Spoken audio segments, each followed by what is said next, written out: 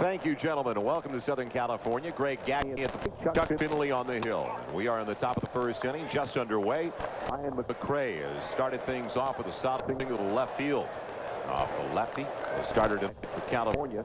Greg Gagne now, the former Twin in his second season in the Kansas City Royals uniform at the plate. Well, he was inserted after Vince Coleman was a late scratch.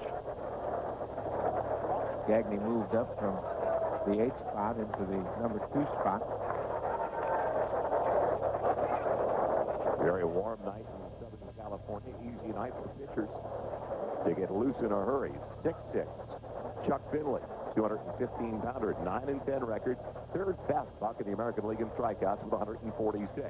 And he has really had the Royals' number. He's won 7 straight games against Kansas City. Pop fouling out of play, 2 balls and a strike. Finley's been a very reliable pitcher for the Angels since he first came up back in '86. And once again, he's doing a good job. You see, that's his shutout on the 14th against the Royals. He beat Kansas City 1-0 in that ball game. A couple of different fastballs. He'll sink it. He'll run it inside. Snap throw. McRae is back safely. You mentioned that shutout against the Royals. Brian McRae with a career best 28 steals already this season in 35 attempts. 143 pitches in that shutout for Chuck Finley back in June. It's straight foul once again. Even at 2 balls and 2 strikes. And I really think that is the perfect example of the way the starters have felt about the bullpen over the last couple of months here in California.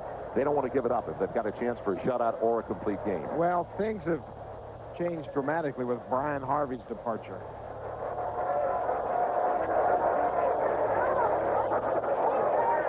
We'd like to welcome those of you just joining us from the Baltimore-New York matchup where the Orioles pounded the Yankees at Yankee Stadium tonight 8-1.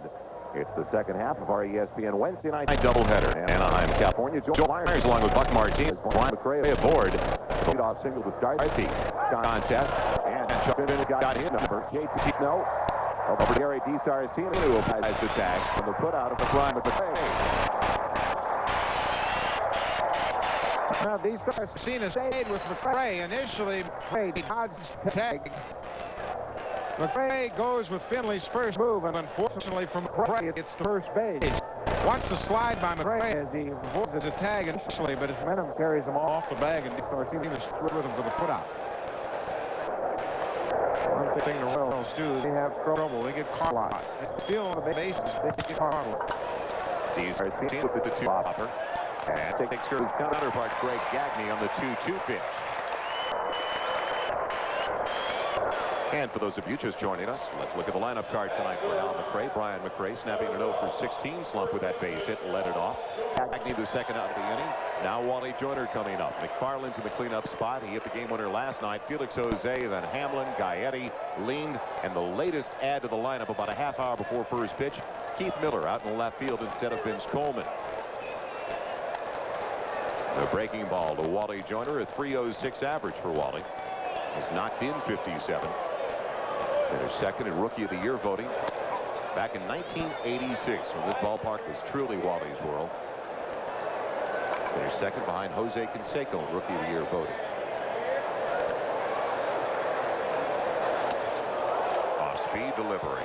That's the curveball that Finley has brought into the mix this year, particularly for the left-handed hitters. He's never had a real good history getting left-handers out. So he has brought the curveball in. It's an off-speed pitch. Watch how Joyner's out on that front foot. You see he just waves at it. Not a very good swing at all. Just misses the outside edge. Even at 2 balls and 2 strikes. Joyner has hit very well against Finley in his career. 417, so now he's got a new wrinkle to think about. Pulling it for the first baseman, J.T. Snow. Good glove man. He's picked it up recently with the bat. Finley covers. And Finley facing the minimum despite giving up that leadoff single. We'll be right back to Anaheim. Get it moved severely with his team at 46 and 68 coming in tonight. We welcome you back to Southern California. Joel Myers along with Buck Martinez. And the lineup working for the Angels tonight, Damian Easley will lead things off over at second base, followed by Spike Owen. At third, Chad Curtis is out in the center. The DH, as usual, Chili Davis in the cleanup spot. Tim Salmon's out in right field with Bo Jackson in left field. J.T. Snow at first. The catcher is Greg Myers and Gary DiSarcina at short. As the right-hander goes tonight, Tom Flash Gordon going for his 12th win in his 24th start. Well, you see his ERA, it's pretty high, but overall Gordon has been very consistent for Hal McRae. 129 hits in almost 150 innings. The strikeout total, they're always high, but also high the walks. And he gets the ball over the strike zone, and he is very tough. Fastball, curveball, occasional changeup.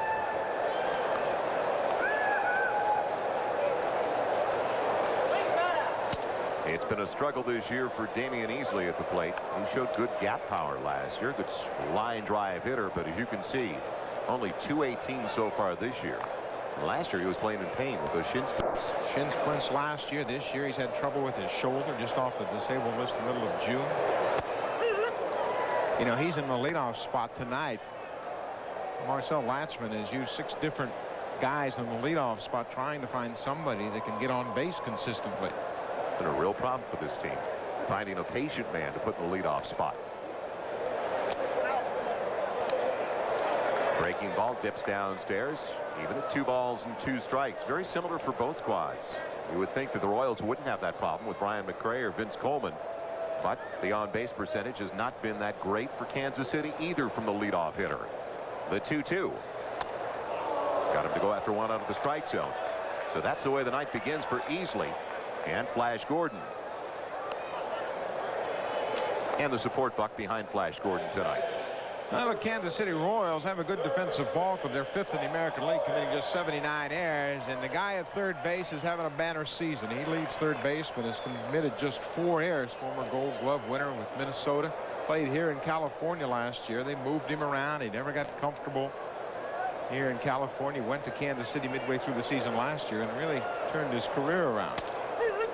Fastball.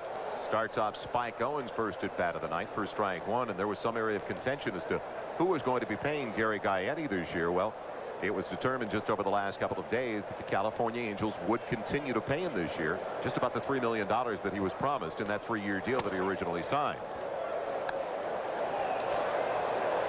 I believe he's one of the few players that will be paid during the strike. Craig Lefferts as well, who was released a little bit earlier this year by California, another one. 4-time Gold Glove winner down at third. What an asset, that breaking ball. He doesn't get the call there, but it is still one of the best. 2-1 to Spike Owen. Tom Flash Gordon out of Avon Park, Florida. 5'9", 180-pounder. Originally a 6th-round draft choice of the Royals back in 1986. 3 balls and a strike. Gordon came up with so much fanfare in '88. He struck out 288 hitters. That was second in the majors to Roger Clemens.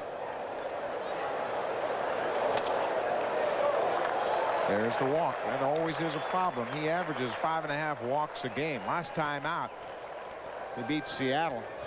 He had just 1 walk in that game.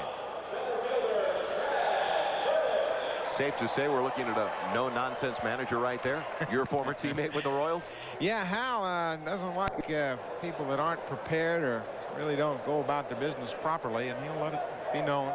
He's had a few conversations with some of his players this year.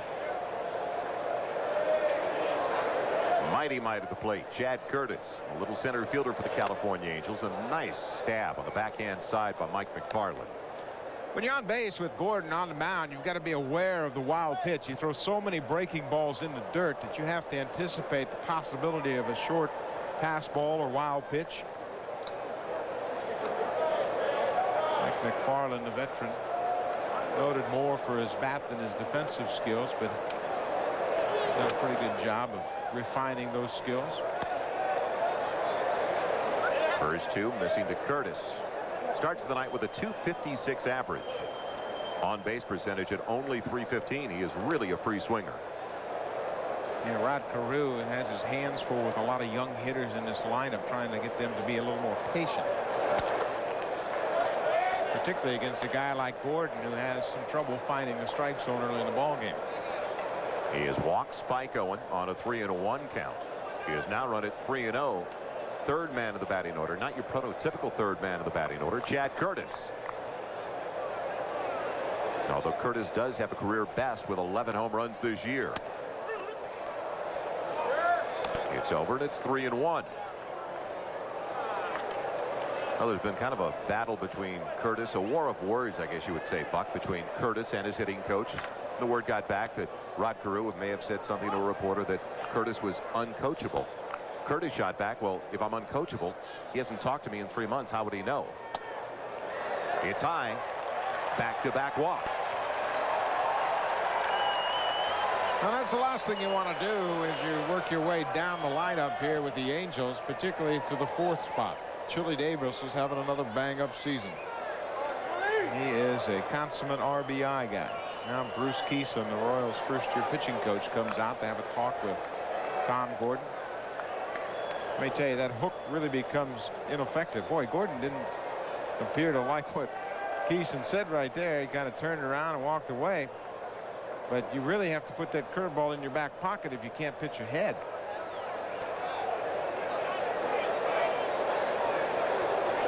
Longtime member of the Pittsburgh Pirates pitching staff, Bruce Keeson, the pitching coach in his first year with Kansas City. So it brings up the designated hitter, putting together another very solid season. Chili Davis at .314. He's knocked in 84.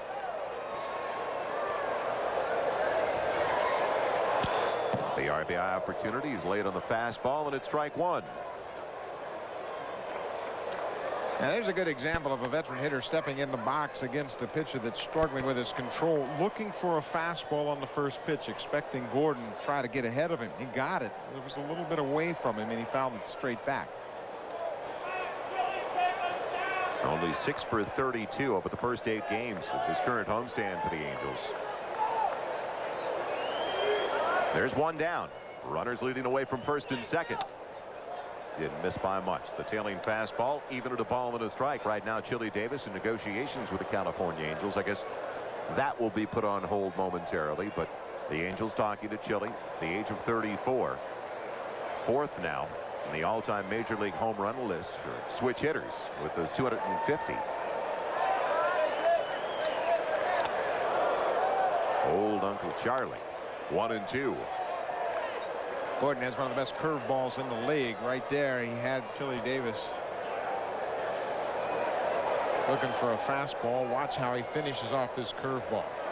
Good tight spin. Very difficult for hitters to pick the spin up early on that breaking ball.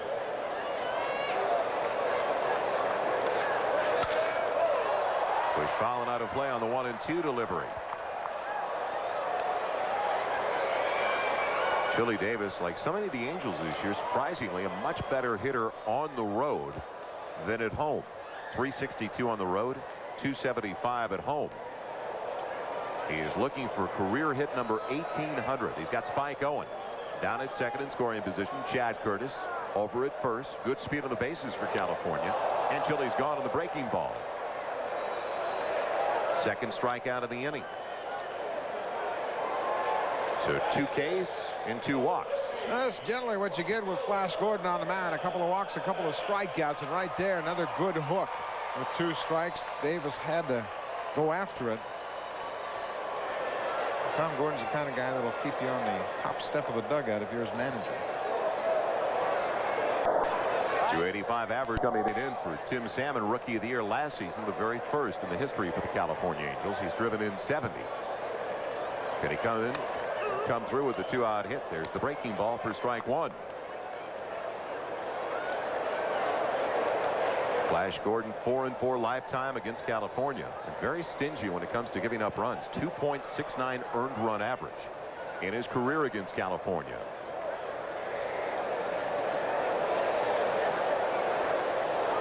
The 0-1. High, hard one. Got to be tough. Looking for the curveball, and all of a sudden the high riser. You can see how similar the numbers are this season for Tim Salmon. If there wasn't to be a work stoppage, and hopefully there won't be, and it could be averted, you'd think he'd be right on top of those numbers once again over the final 6 to 7 weeks. Well, he just came off the disabled list. He had a pulled hamstring, so that cost him some time.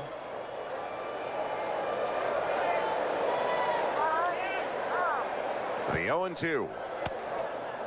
Ball and 2 strikes. Joe, Hal McRae feels that Tom Gordon is most effective when he throws the curveball up, because it comes out of his hand the same plane as the fastball, and that's what really gets the hitters to duck away from that curveball. It's unusual that he can do that, but it's got so much break that he can start it upstairs. Hitters see the ball leave his hand on the same flight as the fastball, and it's really tough for them to decide fastball or curve. With the way Mike McFarland has been bouncing around over the first 5 hitters of this game, it's almost like a knuckleball pitcher's out on the mound. Well, he has a curveball that breaks straight down, and every once in a while he'll get on top of it, and it'll have a little bit of movement back inside. But you don't see too many good curveballs like Tom Gordon has. He's in a 2-out jam. He's walked 2, he's struck out 2, and now he's run it full. The 5th man in the inning, Tim Salmon, the right fielder. So a head start to Spike Owen down at second. Chad Curtis aboard over at first. Both by way of the free pass. Angels took the opener of the series. The Royals won it last night by a couple in 11 innings. And here comes the payoff pitch. Runners on the move, and Flash Gordon walked 2 to put himself in a precarious position, but he ended up striking out the side as he takes care of Tim Salmon. So we are through 1 of the Big A on a very warm and muggy night in Southern California, and Salmon couldn't come through for the Angels. Football on Friday, and it can happen. They can really resolve things in quick order once they make their minds up. The hero of last night's game for Kansas City leads it off in the second. Mike McFarland, the catcher, and it's over for strike 1 from Chuck Finley. He led off the 11th. Home run off Mark Leiter. They got another run on a double by Felix Jose, and he slices it fouling out of play. 0-2. McFarland is one of the legitimate power hitting catchers in the American League, and he has really become comfortable batting in the cleanup spots. You know, a lot of guys balk at that responsibility. They feel like it's too much to think about. But anytime you get this kind of production from a catcher, it's a real bonus. In an 0-2 hole, he goes fishing. 1 out of the strike zone. The off-speed delivery, a strikeout to start the inning for Chuck Finley. Pride of West Monroe, Louisiana. Chuck Finley also attending Northeast Louisiana State University. One of the all-time nice guys in the game. 4 out of the last 5 years, winning 16 or more for the California Angels. It'll be tough to do it this year, and tough because of the slow start he got off to. He did not pick up a win in the month of April. Felix Jose, boy, what a productive night he had last night. He's been on a roll. In fact, he's got 7 hits in his last 14 at bats, and he fouls it away for strike 1. Well, it's significant that Felix Jose is having this kind of season, because that's what they expected when they made the deal with the Cardinals to bring Jose to Kansas City. In the hole it goes on the backhand side. DeSarcina can put it in his pocket. Infield single for Felix Jose. As he now has 8 hits in his last 15 at bats, and we check in with Chris Myers. Chris. All right, thanks, Joel. The Silver Bullet takes us to Yankee Stadium. Rafael Palmeiro in the 8th inning, facing Terry Mulholland in relief with 2 on, his 23rd home run of the season. He went 4 for 5 and drove in 5 as Ben McDonald beats Jimmy Key. McDonald left with a mild cramp in his right forearm, but the Orioles hammer the Yankees. So the Orioles, thanks, Chris, 7 behind the Yankees now. As Bob Hamlin, first ball swinging for J.T. Snow. Can they turn 2? Yes, they do. They get the hammer, the DH for the Royals on a dandy 3-6-1 double play. That's as pretty as you'll see as Finley finally found the bag. We go to the bottom of the second of the Big A. Moving. Phenomenal play defensively just before we broke away as the Angels get ready to hit in the bottom of the second. Nice play by J.T. Snow. J.T. Snow makes a fine play as he gloves the ball, makes a strong throw to DeSarcina, who completes the double play. DeSarcina with that flat-footed throw from the side throws it over in time to get Big Bob Hamlin at first. What a fine play to end the inning. J.T. Snow looked like Don Mattingly there on that play. That is a compliment. Bo Jackson leads it off. He's working out in left field tonight. He came in last night's game in the 8th inning.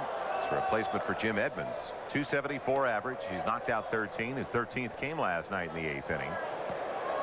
Marcel Latchman getting a little bit upset with some of the nonchalance of some of his younger players. He doesn't mind the mistakes when they're very, very aggressive mistakes, but he doesn't want those mistakes for lack of hustle. No, and I think he's made his point very clearly that he expects everybody to go out there and give him a full effort. You know, they're 6.5 back. It's been a disappointing season, but you can turn things around for next year right here with the last month and a half, 2 months of the season. What a productive season Bo Jackson has put together. Still doesn't have 200 at bats.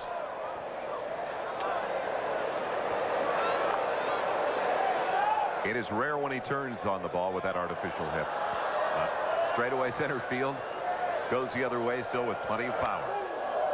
And that's what it seems like most pitchers have tried to do, is get it in on his hands, so he has problems turning. Well, like so many big guys, you can always try to run the ball in on their hands. They like the ball out of way so they can extend. This is a curveball that kind of stays inside, and there was a good example of how that breaking ball almost breaks down and into right-handed hitters because Gordon gets on top of it so well. The 2-2 going the other way. Bo Jackson with the line drive single.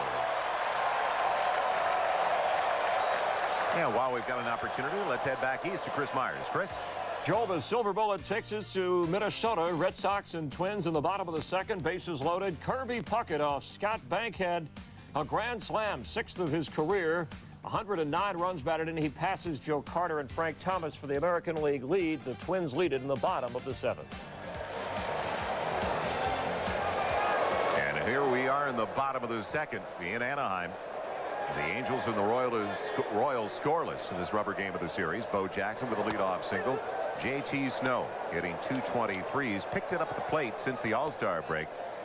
He has struggled ever since that phenomenal April last year. Called up after the first couple of months of the season, where he spent it at the Angels AAA affiliate. No one will ever question his glove work, though. The 0-1. Ron Carew believes that if J.T. Snow accepts the fact that he's a line drive hitter, a gap hitter, he will be a very solid big league hitter. There you see what he's done. Starting to pick it up a bit since his recall from AAA. Last year he had 6 home runs in April, and there was so much hype surrounding it, he kind of got a little too pull conscious. He never hit more than 15 in his minor league career in a full season. He's a line drive hitter. That's where his talents are best suited, and Carew's trying to convince him that if he gets back to that, it can be a very valuable asset for this ball club. Ahead on the count now, 2 balls and a strike with Bo Jackson over at first. The breaking ball. 2-2. You know what happens to young hitters, and there's so many of them in this lineup, that they get in a rush. They want to hit that first good pitch they see. And Carew is teaching patience. Be selective. Hit your pitch. You can hit with 2 strikes. And that breaking ball freezes J.T. Snow over the inside edge. What placement. 4th strikeout, as all 4 of the outs now for Flash Gordon have come by way of the K. Now watch how this ball moves back over, almost straight over the top. The old-fashioned drop. You mentioned that was Uncle Charlie. Flash Gordon has Lord Charles here tonight. Boy, he's got his good breaking ball. Catcher Greg Myers hitting 250. His first look of the evening at the curveball specialist Tom Gordon. 4 out of the last 5 games, Myers has picked up at least 2 hits. He has picked it up offensively for California. Their biggest letdown this year has been in their pitching staff. They have not hit all that well with men in scoring position, but so much more was expected out of the first 3 in the starting rotation, and the bullpen as well. The bullpen even a bigger letdown than the starting staff. 2-0. You know, I'm sure that Marcel Latchman, given a full spring training and an opportunity to implement his thoughts and ideas about pitching with this particular ball club, mind you that he has worked well with Finley and Langston in the past, and Of course, Jim Abbott, who there's been an awful lot of talk around Anaheim about Jim Abbott, who was a free agent with the Yankees. There goes Bo Jackson. He steals it on Flash Gordon, and it's 3-0 to the hitter. So a rare stolen base, and that is the first of the year for Bo Jackson, as Gordon was paying no attention to the man at first. Look at Gordon's move. Bo just takes off before Gordon even starts. And that kind of jump, he moves down the second base. McFarland didn't even have an opportunity to throw. So Bo, a perfect 1-for-1 this year. Most of the American League given up by Tom Gordon, 31. And now the walk on the 3-0 delivery to Greg Myers. For Bo, by the way, his first stolen base since 1990. Well, those are the types of things that Hal McRae won't be too pleased about, because it's just a lack of concentration. You just forget about a runner. And if you're thinking about being a division champion and eventually winning a pennant, you can't have those kinds of situations, particularly when you're up against a guy like Chuck Finley. So runners at first and second with one away. And it's push fouling out of play. Came in off the bat handle as Gary DiSarcina tried to fight it off for strike one. 255 average to start the night for the Angels shortstop.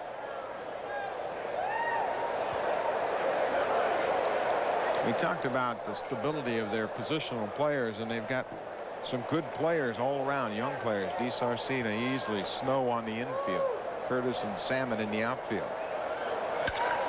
He lines one into right center field. That'll play Bo Jackson. The catcher Myers around second. He'll move to third without a throw. And an RBI single for DiSarcina gives California a 1-0 lead. Now DiSarcina sat back and waited on that breaking ball very well. Bo Jackson at second base. Take a look at it. He goes down and hits a pretty decent pitch down and away from him, but he didn't try to pull it. He went the other way. Bo Jackson with his first stolen base of the season, talking about his jump. I had a great jump, didn't I? He comes across with the first run of the ball game. We're only in the bottom of the second inning, and already a good number of pitches thrown by Tom Gordon. He has struck out 4. He has walked 3 now. And it's around at the top of the batting order, Damian Easley. Getting with runners at the corners, only one away. 43 pitches thrown so far by Gordon. Gordon snares it. Can they turn 2? Yes. And that retires California on the 1-6-3 twin killing. It's a big play by the pitcher. Defensively gets Gordon out of the jam. After 2, though, the Angels get on the board and lead it by 1. Welcome back once again to Anaheim. It's ESPN's Wednesday Night Baseball, all presented by Coors Light. Joel Myers along with Buck Martinez. After 2, the Angels with a 1-0 lead in the rubber game of this 3-game set. The Kansas City Royals winning 14 straight, then losing 3 in a row before winning last night in extra innings over the California Angels. They want to maintain the momentum they picked up with that 14-game run, and especially take care of a team that is right now 22 games under the 500 mark, the California Angels. As Gary Gaetti, former Angel and Minnesota Twin, native of Centralia, Illinois, will lead things off. He has really been a spark plug since coming over for the second half of last season. .290 average to start the night. He's knocked in 57.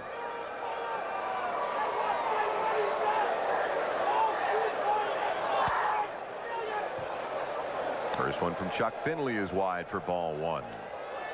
After this game, if there is no work stoppage, am I ever positive? Usually the pessimist. If there is no work stoppage, as Gaetti fouls it back here, it's even at a ball and a strike. Kansas City due to be back at home after a day off, just like California tomorrow. Due to be back home to take on the Texas Rangers for 3. They'd have Gubicza, Cone, and DeJesus going against Rogers, Pavlik, and Bohannon. In fact, the Royals in a stretch where most of their games over the last 4 weeks have been at home, as Gaetti sends one deep to right field, but off the end of the bat and got under it a little bit too much, as Tim Salmon puts it away. And we will Be right back to Anaheim, but first, let's go back to the studio with Chris Myers. And we'll jump out to Colorado as the Silver Bullet takes us to Mile High. Tom Glavine pitching in the 4th inning to Dante Bichette, his 95th RBI of the season. Walt Weiss is in. It's 1-0 Colorado. Kevin Ritz relieved by Steve Reed, and then a rain delay and lightning at Mile High, so they're still in that delay. Joel? All right, Chris, clear the stands. That is a worry anytime you see that in the background. Angels lead at 1-0, top of the 3rd inning. Chico Lean taking it up at the outside corner. Boy, this guy's really picked it up offensively lately. He made a very valuable contribution in that 14-game win streak. Phil Terry Shumpert had something to do with that, as Lean fouls it away out of play. It's the ball and 2 strikes. Amazing how competition has a tendency to bring the best out in you. Terry Shumpert has done a good job for Hal McRae this year. This is what they've been waiting on. Shumpert came out of their organization, a very good fielding second baseman, but they were waiting for the bat to come around. Now they've got 2 very good fielding second basemen. And what a bonus when you've got a Gold Glover like Lean hitting close to 275. Inside out's that one. JT Snow backs up, and that's out number 2.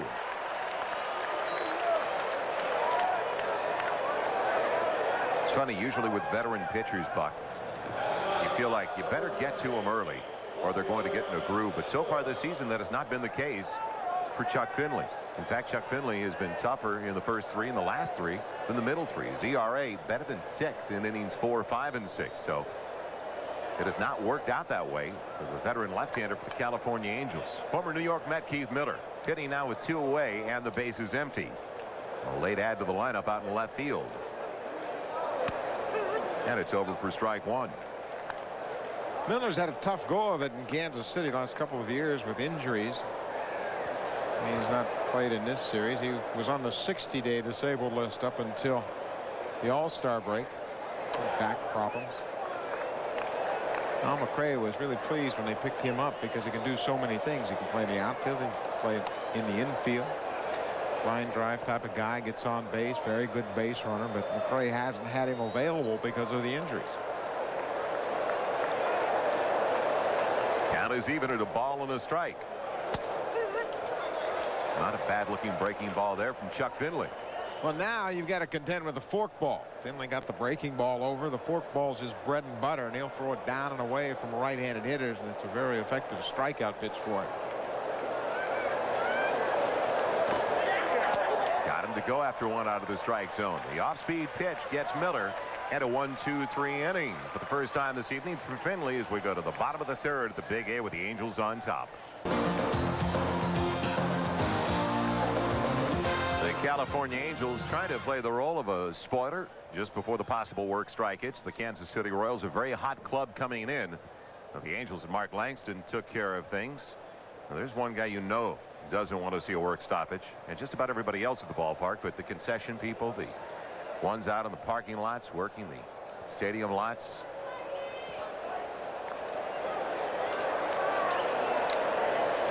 Everyone on our technical crew chiming in as well. Buck Martinez, myself included. And Spike Owen starts it off. I'm a fan. I like to watch baseball. There's so many great things going on. Good pennant races all over the place. And I'm driving down to the Big A, and all I can think about is I hear Matty Williams hits number 43, and I'm counting how many games the Giants have left if they didn't stop working. And he could make that run at 61. The 0-1. Ball and a strike to Spike Owen. Owen, Curtis, and Davis coming up for California. They're on top by 1. They've got 47 games left. I like his odds if they played 47. And it'd be easy to pull for a guy like Matt Williams. The 1-1. Down the middle it goes. Ball and 2 strikes. Well, here's a guy that's had his season turned around. Spike Owen, who basically didn't play at all the first month and a half, 2 months of the season, sat there, didn't say a word, kept working hard, and then finally they had to come up with an everyday third baseman, and no one said, hey, I'm ready. Has he turned out to be a great insurance policy? Oh, he sure has. He's a very stable veteran to help these young infielders out, positioning. Former shortstop, of course, with Boston, Montreal, started with the Seattle Mariners. Before that, he backed up Roger Clemens, Calvin Schiraldi, The Texas Longhorns got a piece of it to stay alive at 2-2. Not a bad college team. Mike McFarland took that one on the inner thigh, I believe, and I'm hoping it was the inner thigh. Let me tell you, that hurts as much as anywhere, right underneath your leg, back of the hamstring. You get that little skipping ball that just burns on your hamstring. I can relate, Mike. That's why it's amazing that catchers can put up power numbers like McFarland and Piazza and guys like that can be productive. Spike Owen trying to catch up with, well, it started out as old Uncle Charlie, and now it's Lord Charles. It may be Prince or King Charles before the night is over. Yeah, that is another strikeout, number 5 for Flash Gordon. And he's got that big curveball working. That was a high curveball. Owen couldn't come up with it, couldn't connect. The only curveball that hurt him was the one he threw to D. Sarcina that was ripped into right field. Bouncer in the hole. The long throw. Curtis gets down the line in a hurry. Good play by Greg Gagne just the same. An infield single for Chad Curtis. Now, despite their problems in communicating, Rod Carew believes that Chad Curtis can be a 300 hitter. Here he pulls the ball by Gaetti at third. Gagne on the grass in shallow left field. No chance at all to get Curtis, who has good speed. But Rod Carew believes that Chad Curtis can use the entire field, boost that average, and become a very good big league hitter. So speed on the bases. Chad Curtis over at first. Power at the plate and Chili Davis. A strikeout victim his first time. One of the 5 retired by way of the strikeout from Flash Gordon. Good lead at first base. 24 steals this year for Curtis. Been thrown out 11 times, but he has picked it up as far as his success rate is concerned. He has had 16 of his last 21. He's picked up in the stolen base department.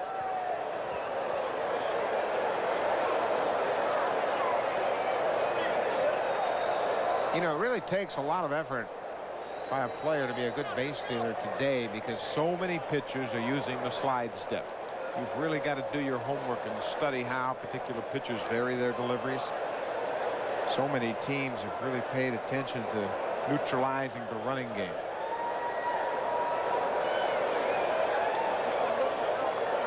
Curtis not on the move. Fastball is wide to Chili Davis for ball 1. I don't think that Tom Gordon, after what happened with Bo Jackson in the last inning, and Jackson came around to score the only run of the game, is going to go to sleep with a runner at first the rest of the evening. Well, he has that big curveball, and that has allowed American League base stealers to steal 31 times against him. So he obviously has to be very aware. You're not going to ask him to stop throwing the curveball, but he's got to make the runners hesitate. The 1-0. Chili Davis late on the fastball. So now we see the fastball on the first 2 pitches to Chili Davis with a runner over at first. And that's not that unusual. They'll go ahead and try to work quickly, get ahead. Right here he goes with the fastball down and away, and Chili Davis might have had the curveball on his mind and was late on that pitch.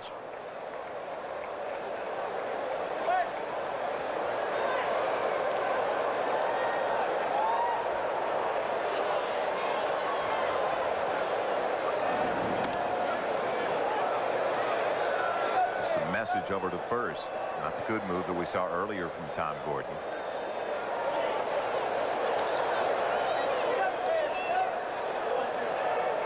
It's been all or nothing at all for Gordon so far.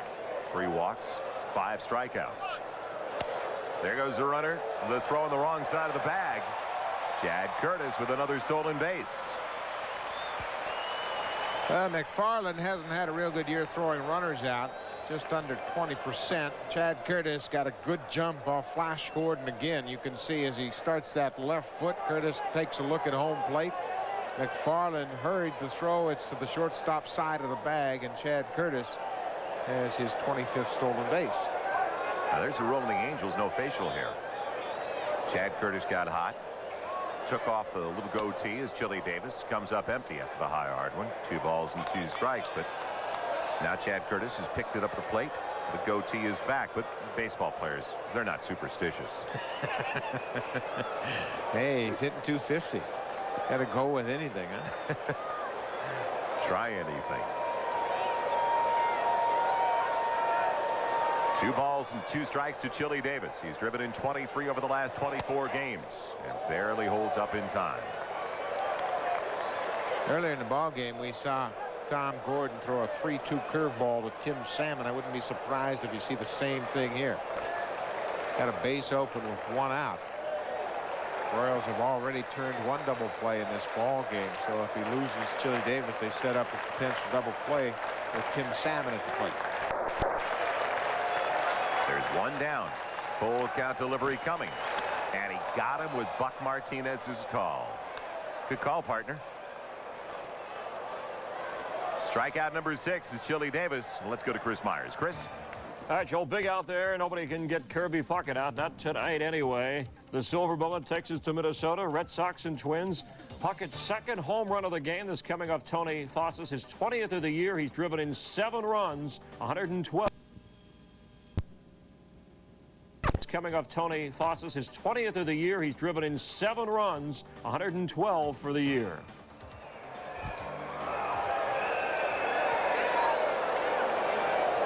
Now the breaking ball in the 3-2 delivery.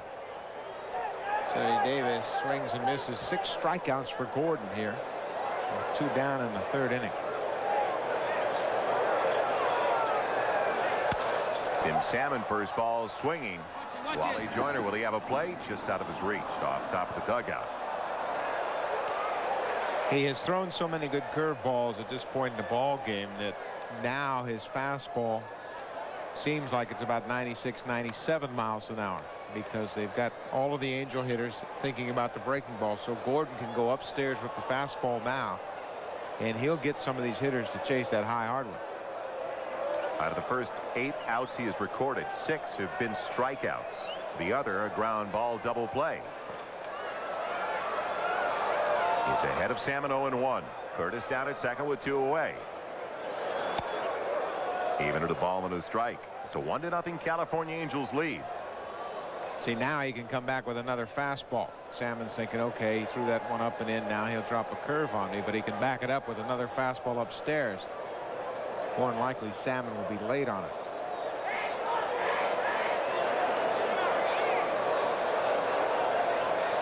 The 1-1. Another fastball he's late on. Just let me know when you need me. There you see what Tom Gordon has done. 2 2/3, just 3 hits. He's walked 3, but he's been able to erase those walks with the 6 strikeouts. And the 1 double play ball that he started on a fine defensive play to get out of a 1st and 3rd jam in the 2nd inning. He has thrown a lot of pitches so far. It's a 1-2 count to Salmon. And the fastball. A little giddy up on that one. 7 strikeouts now over the first 3 for Tom Gordon. Through 3 at the Big A, a pitcher's duel, and the Angels with a 1-0 lead. It is a mutual admiration society. We enjoy coming to Southern California for baseball to the Big A. Now, if we do have a game this week on ESPN Sunday Night Baseball, we'll play it positive. Let's hope we've got a game. Paul Molitor going up against the league leader in hitting in the American League, Paul O'Neill, with a .364 average coming into play tonight. That is our matchup from Yankee Stadium. If there is no Major League Baseball on Sunday, we will be bringing you the Birmingham Barons and the Memphis Chicks from Tim McCarver Stadium in Memphis. That is our ESPN Sunday night matchup as Michael Jordan picked up his 2nd home run just a couple of nights ago. Never have minor league homers been documented so well. 2 home runs. He's got to feel pretty good about that. Top of the batting order for Kansas City is they're down by a run at the top of the 4th. Beats it off the plate. That's Brian McRae, and he can just put it down and give it back to the pitcher. Spike Owen did not have a chance. So Brian McRae 2 for 2. Made a base running mistake his first time after breaking out of an 0 for 16 slump. Well, he's a much better hitter from the right side. That's his natural side. Now he's hitting a couple points over 300. But as I mentioned earlier, and Joe talked about the leadoff situation for both of these ball clubs, Al McRae not really satisfied with Vince Coleman's on-base percentage, so they've been going with Brian McRae lately. Brings up Greg Gagne, originally the eighth spot in the batting order tonight, hitting number 2. Fouls out of play for strike 1. You talk about Vince Coleman and the on-base percentage. Well, the on-base percentage for Vince Coleman so far this year, only .285, as you mentioned, Buck. For Brian McRae, it is at .358 overall. And that's not great, but it's better. And I think if Brian is up there on a regular basis, he'll adapt and make the adjustments. Of course, Vince Coleman is very capable. He's just having an off year, not getting on base enough to utilize the great base stealing abilities that he possesses. Brian McRae drawing the throw. He is second on the squad behind Coleman in stolen bases. And when Brian's dad was asked about it, when Hal McRae was asked about why Brian is in the leadoff spot, Coleman number 2 now regularly, said OBP. It's as simple as that. On base percentage. The big difference. Gagne sends it deep into the gap in right center. A long run for Tim Salmon. He gets over just short of the track. And that is the first out in the top of the 4th. And with 1 away in the 4th, we go back to Chris Myers. Chris? Thanks, Joel. They're at the top of the 10th in Texas as the Silver Bullet takes to Arlington. Mariners and Rangers tied as Tom Henke pitches to Mike Flowers.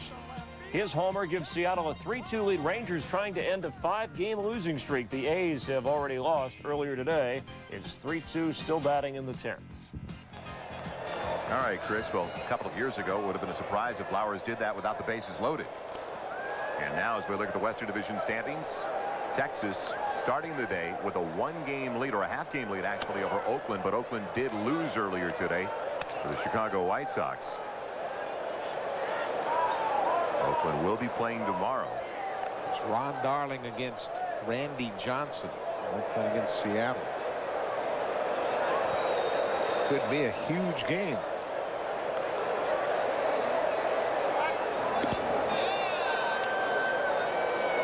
McRae over at first with 1 away. And the infield single to start off the 4th for Kansas City. The Royals with 3 hits now, and 2 of those 3 have not left the infield against Chuck Finley. Finley against his former teammate Wally Joyner behind now, 2-0. Joyner is very much the type of hitter that Rod Carew would like to see J.T. Snow become. A guy that uses the entire field. You know, he had some big home run years here early in his career. And Wally Joyner with a line drive single. Exactly what you're talking about. Line drives in all different directions. Well, Hal McRae, for the first time since he's been the manager in Kansas City, has a ball club that's well suited to their home park. Hoffman Stadium with its expansive outfield and the artificial surface. Of course, that'll change next year, but he's got speed, good defense. He's got pitchers that put it in play, and he's got a lot of line drive hitters in the lineup. I'm not so sure that this particular team will benefit from shorter fences and natural grass. They're pretty well tailor-made to artificial surfaces. Opportunity now for the Royals to get even. Only 1 away. Runners at first and second for their cleanup man, Mike McFarland, the Kansas City catcher. And he rips it into left. That'll drop in front of Bo Jackson on 1 hop. Will stop Brian McRae. The bases are loaded. A single for Mike McFarland.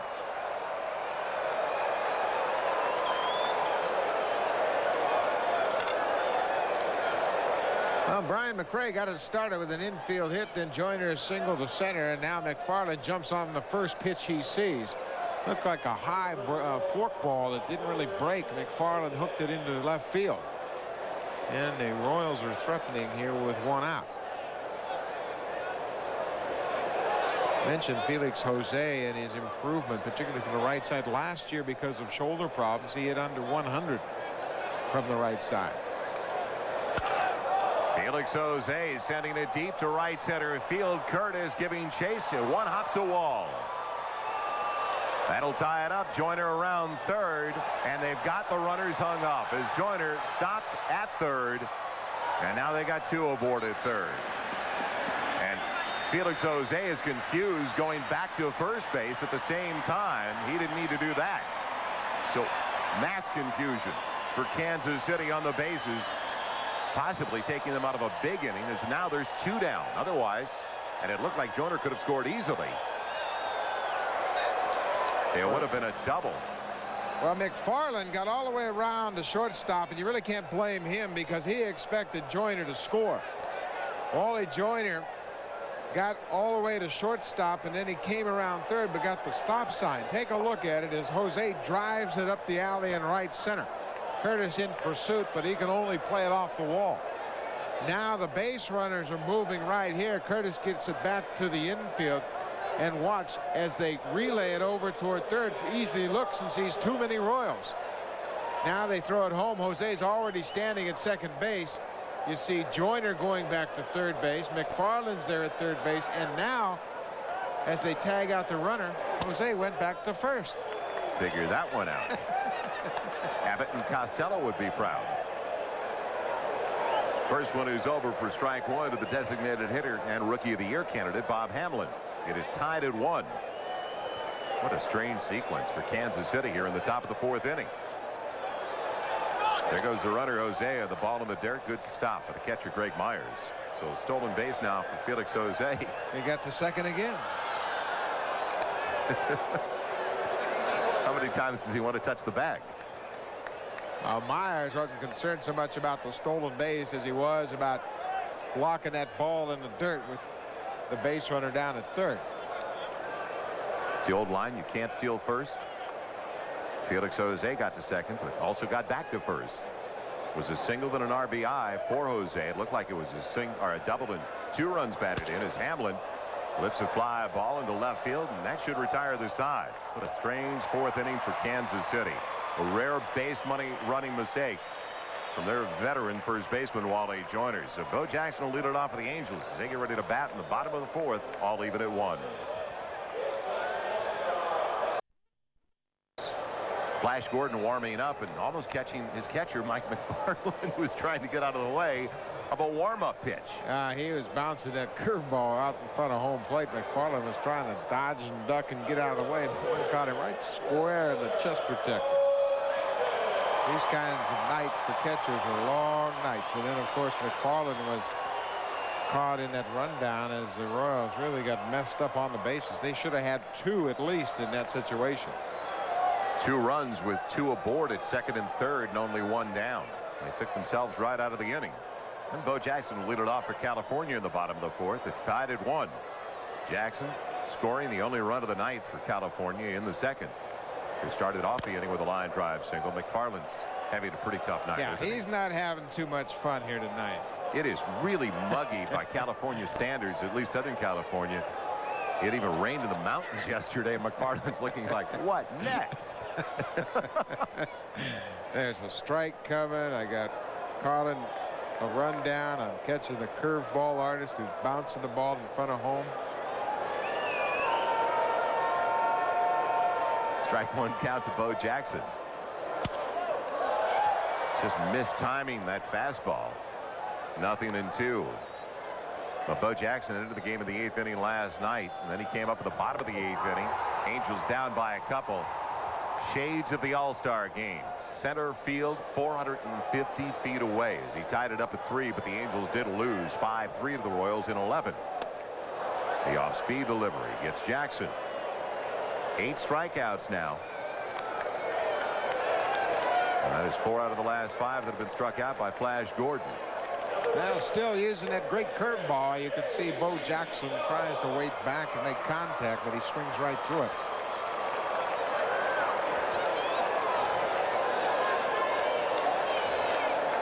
Now McRae has to be wondering about the squandered scoring opportunity. J.T. Snow lifting the ball to left field on the first delivery. And Keith Miller has it for out number 2. You know, Tom Gordon could use a low pitch inning here. He's been 4 so far because, as you mentioned, he threw a lot over the first 3. In fact, 61 pitches over the first 3 innings on a very muggy night here in Anaheim. With 2 down, bases empty, he really does need a couple of economical innings.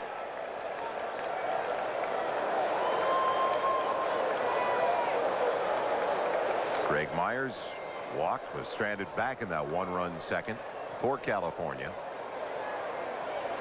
Been a hot hitter recently. That fastball high and wide for ball 1. The Angels right now still trying to formulate who fits in their master plan. Greg Myers, only 27 years old, lifts the fly ball to center field. Took only 2 pitches to take care of Myers, so only 6 pitches thrown in the inning. And that's just what the doctor ordered for Flash Gordon. We're through 4 at the Big A, and it's tied at 1. Through. The Kansas City Royals starting the night only 3.5 back in the American League Central Division. And don't forget, this coming Saturday, the NFL preseason will continue on ESPN. The Buffalo Bills taking on the Houston Oilers, and it's all going to come your way from the Alamo Dome in San Antonio. That is next Saturday, the 20th of August. The Bills and the Oilers, the NFL preseason special, right here on ESPN. Third baseman Gary Gaetti starting it off for Kansas City. 0 for 1, fly it out to the right fielder, his first time up there. And it's a little high and wide for ball 1 from Chuck Finley. Finley, outstanding numbers lifetime against the Kansas City Royals, 10-6, with a 3.01 earned run average. That comes in with 7 straight wins over Kansas City.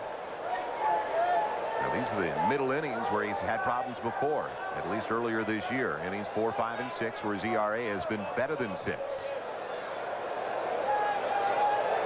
Gave up a run in the 4th. Will they settle down in the 5th? Not close, 2-1. Bottom third of the batting order, Gaetti, Leaned, and Miller coming up. Excuse me, Joe. You can see that Gaetti hasn't had very much success at all against Chuck Finley. There's that football down. You know what happens sometimes? It makes me believe that may have led to Finley's middle inning problems is the lineup gets a second look at him second time around, and if something's not working, they can eliminate a pitch or 2. He has been basically a 3-pitch pitcher: fastball, slider, and forkball. To Hopper with the third baseman, Spike Owen. And is out number 1 here in the 5th. Well, they had a lot of combinations at third base. They tried Damian Easley there to start the season. Then they moved Eduardo Perez back over there. Perez went to first base and then back to the minor leagues. They expect Perez to be their everyday third baseman at some point. Damian Easley appears to be a little more comfortable at second base. But like Joel mentioned, they're just trying to audition players at different positions to see what they have.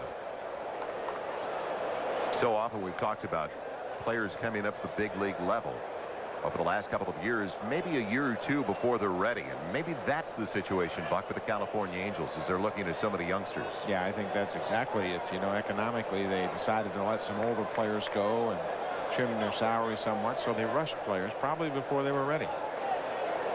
You hope that they have the mental strength to be able to handle it. Young guys that don't get down. Chico Lean lining one into right, and Tim Salmon moves over for the second out. And quickly we head east once again and check in with Chris Myers. Chris. All right, thanks, Joel. The Silver Bowl at Texas to Texas. 3-2 Mariners, bottom of the 10th. Bobby Ayala gets Juan Gonzalez. He got Canseco and Clark to finish out the game. The Rangers have lost 6 straight, but they still lead the A's by a half game in the American League West. Let's go back to Joel Myers and Buck Martinez.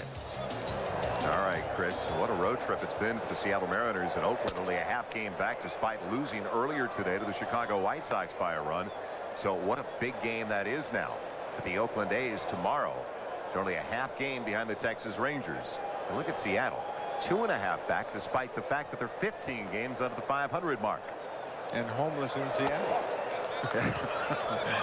On the road, we don't know if they've been sleepless, but they've been successful. You know, that road trip, they wanted to play it at Cheney Stadium in Tacoma. The California Angels were the first club to say, we're not going to play in a minor league ballpark that seats 10,000, and playing day games at that because their AAA team was scheduled to be there for night games. So it's fouled off to the right side. 2 balls and a strike now to Keith Miller. So what does Seattle do on that 9-game road trip? They take 8 of 9. You know, that'll really bring a club together, too, because there's so much adversity surrounding having to travel, and you don't get to see your family and everything, and spend a lot more time with one another, and then they come back and have a great road trip like that. You know, that could have a tendency to carry over for a long time. Miller pops it in foul territory. The catcher Myers giving chase, and just into the Kansas City dugouts.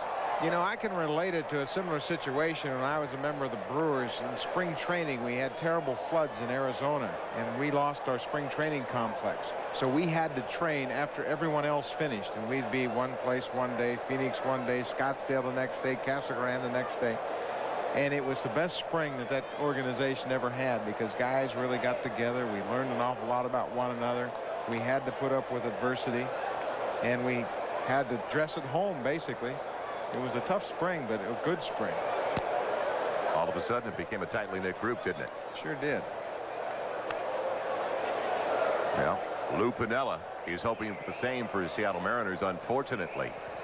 Now it may be an extended road trip for everybody in Major League Baseball.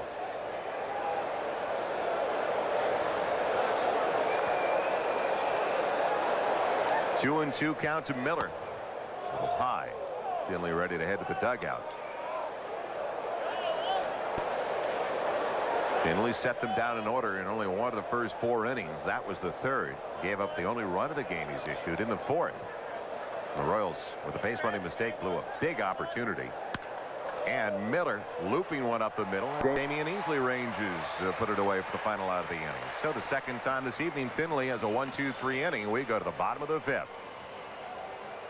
All come in the form of strikeouts. 8 strikeouts, but 3 walks.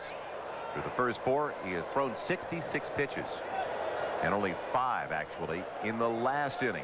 As he works to the bottom of the order for California to start the 5th, Gary DiSarcina leading things off for the Angels in the bottom of the 5th inning. Joel Myers along with Buck Martinez. Rubber game of the series between these two teams. The off-speed delivery a little high for ball 1. DiSarcina knocking in the only run of the game with an RBI single up the middle. His first at bat. Tails inside for ball 2. Well, Tom Flash Gordon made some comments that Hal McRae thinks are a big reason they started on a winning streak of 14 games. So he gets set with a 2-0 delivery. It's over the inside edge, 2 balls and a strike. McRae felt that the streak began after Tom Flash Gordon got after some of his teammates for complacency. Wally Joyner, one of the players that Hal McRae said didn't feel that was the case and confronted Flash Gordon after his comments. But the one thing Hal McRae really liked about what Gordon did was he said everybody started to talk. And you can't be a successful team unless you communicate. And I think that goes back to what Buck Martinez was talking about in the last half inning. So by coming out and making those comments, all of a sudden a 14-game winning streak after Tom Gordon started to speak his piece. Well, a lot of play. Very easy to become complacent in the major leagues nowadays. And quite a few players are pretty comfortable. But I think Gordon's comments, according to Hal McRae, were not necessarily accurate, but something that people appreciate. Now, here's a guy that doesn't need too much motivation. You know, last year he lost his focus a little bit. He really wasn't the player that he was capable of being. Wally Joyner. A lot of people mistake his smooth approach on the field for complacency. DiSarcina lacing one into left, and a snow cone for Keith Miller for out number 1.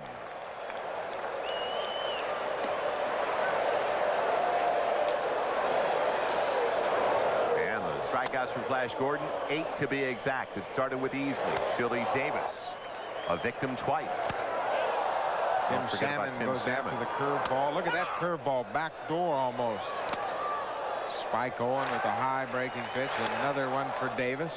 Here's a fastball. He throws upstairs to Salmon.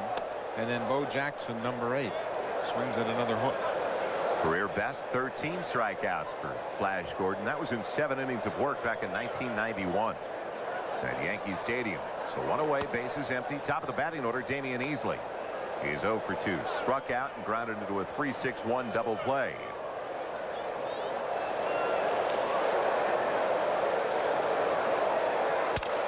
Excuse me, check swing, broken bat, and a ground out to the second baseman at the same time for 2 down.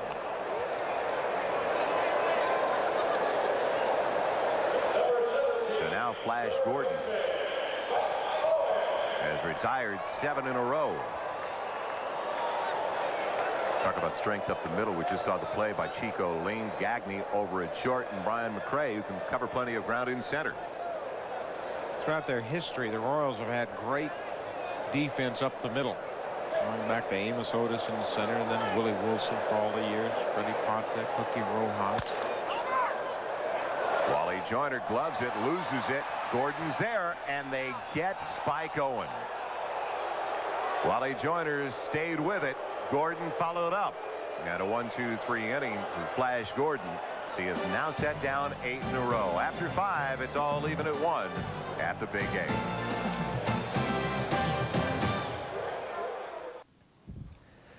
In Houston tonight, Major League RBI leader Jeff Bagwell suffered a broken bone in his hand after being hit by this pitch from Andy Benes. He was out 20 games last year with a broken bone in the same hand. I couldn't believe it. I said, I didn't think there was any way it was broke. Last year I knew it was broke. I looked at it when I got to Matty and it was purple. And then it went away. And I was like, oh, okay. Maybe it is okay. And Astros did beat the Padres to gain on the Reds in the Central, but again, Jeff Bagwell out 3 to 5 weeks with a broken bone in his hand. Manager Terry Collins said he hopes now the strike lasts 5 weeks. Let's go back to Anaheim. Well, Chris, I think he's the only one who feels that way. It's unfortunate for Jeff Bagwell. What a year he has put together. As Chris mentioned, Major League leader in runs batted in, went in with 116. At the activity this evening, second in the National League with 39 homers, second in the National League in batting, 369 to start the day. Brian McRae, first ball swinging with a shortstop, DiSarcina. That is the first time they've been able to retire the leadoff man for the Royals. That's the first out here in the top of the 6th.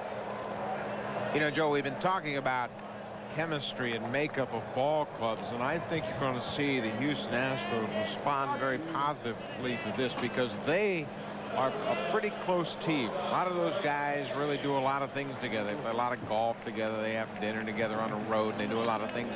And even though they lost their #1 guy, I think everybody else will have a sense of picking up the slack and trying to overcome the loss of Jeff Bagwell. It'll be interesting to watch that club the next couple of days.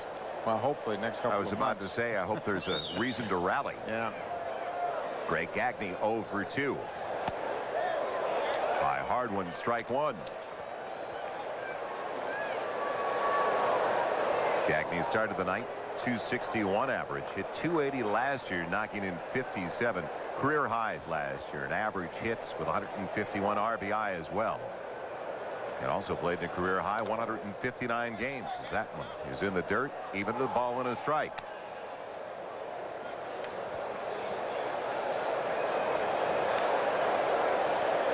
Well, here's a player that just wasn't able to stay with his former club because of the economics involved. Gagne, of course, having fine years in Minnesota, but they chose to commit to Puckett, and they just couldn't sign everyone. You'd have to think he wanted to be there. He's got rings with that team from 1987 and 91. Well, he said, you know, it was time to move on. There were some young players coming along in the organization, and he felt that they really hadn't made a long-term commitment to him, and I think he's very pleased to be in Kansas City now. 2-1 count, the shortstop Gagne. Bases empty, 1 down. All tied up at 1 in the top of the 6th. It's a fly ball. The right field sending Tim Salmon back just short of the track for out number 2.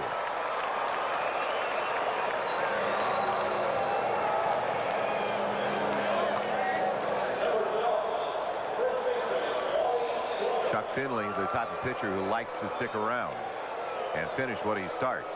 He's got 6 complete games this year, 13 complete games to lead the majors last year.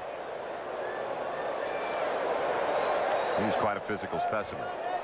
And a well-conditioned athlete at 6'6" and 215 pounds. Wally Joyner, he is 1 for 2. And part of that fiasco in the 4th as he pulls it foul for strike 1. If you joined us late, base running blunder. Wally Joyner stopping to see if the ball was caught, and then it appeared maybe the third base coach stopped him as well. Well, I think that Joyner was around third. May have been a little more aggressive because the ball was well off the wall, and Steve Boris, once he saw Joyner right there, felt that he had to stop him, and then behind him McFarland was expecting Joyner to score, and he got hung up at shortstop. They should have had 2 runs on the play. There's no doubt about that. You could see that Curtis wasn't going to catch the ball. He was looking to play the ball off the wall.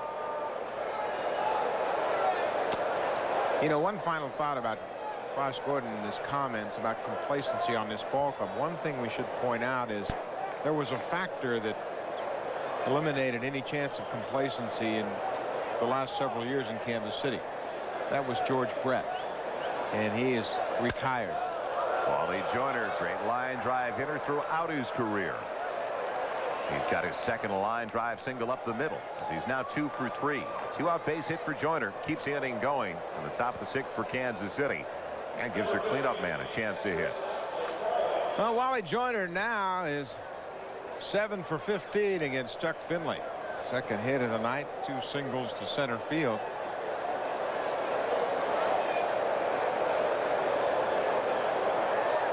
Spoke with Wally before the game tonight. Now making his home in Kansas City. Lived here in Yorba Linda. BYU graduate. McFarland first ball swinging. Gets under this one. Sends it deep to center field. Curtis moving back. And about 400 feet away. Puts it away for the final out of the inning. So we get ready for the bottom of the 6th. The pitcher's turn. The breaking ball. Tom Flash Gordon. It is fitting. That's the way he starts off Chad Curtis in the bottom of the 6th inning. It's tight and it's ball 1. Curtis, Chili Davis, and Tim Salmon coming up for California. 2-0. 2 breaking balls miss.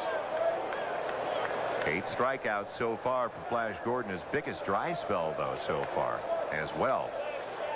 He's gone now 5 batters without a K.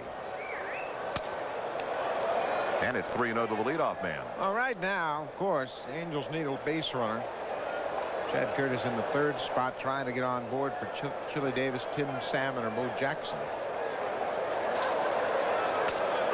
Fastball down the middle, 3-1. Remember, the stolen base is such a valuable weapon against Tom Gordon. He's now allowed 31 stolen bases.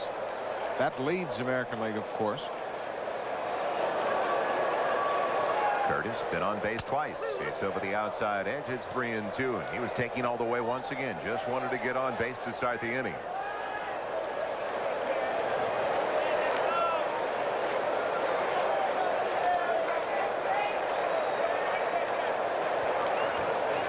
The payoff pitch.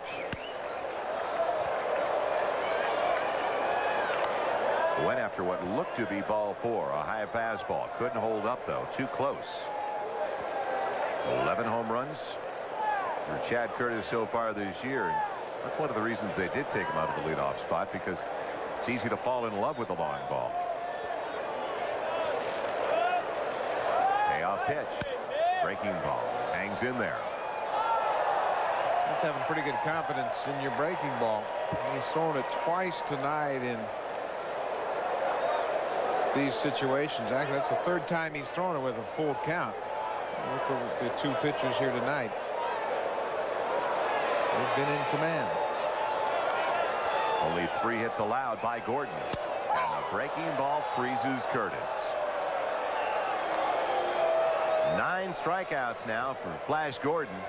4 off his career best set back in 1991.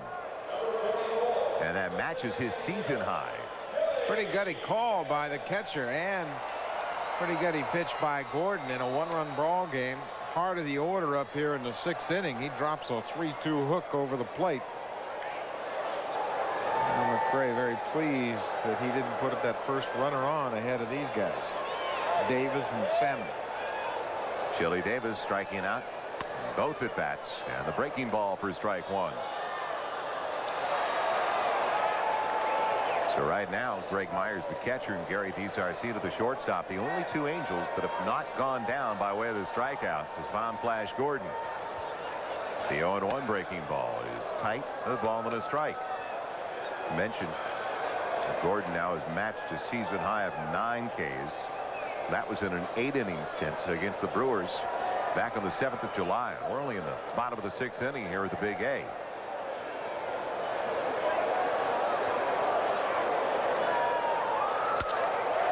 Chili Davis lifting it deep to center field. Got under the breaking ball, though. That is the second out of the inning. That is now 10 in a row retired by Gordon.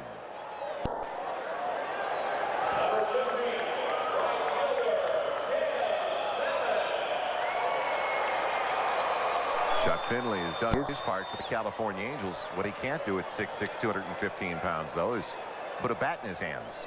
Well, he's pretty used to this scenario. He's always been a tough luck pitcher when it comes to runs being scored for him. Tim Salmon ripping it, but foul for strike one.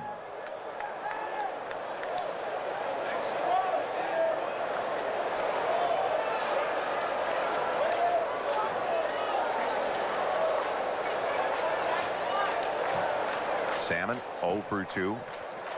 Striking out just like Chili Davis. Both of his at-bats. Bo Jackson in the on-deck circle. Salmon can keep the inning alive. Boy, that is such a tough pitch to lay off as you look at Bo Jackson swinging the bat. That curveball that's borderline high. You know it's way up there, but it still has enough spin to get down into the strike zone. Tim Salmon with a little looper off the end of the bat, and it drops in for a 2-out single.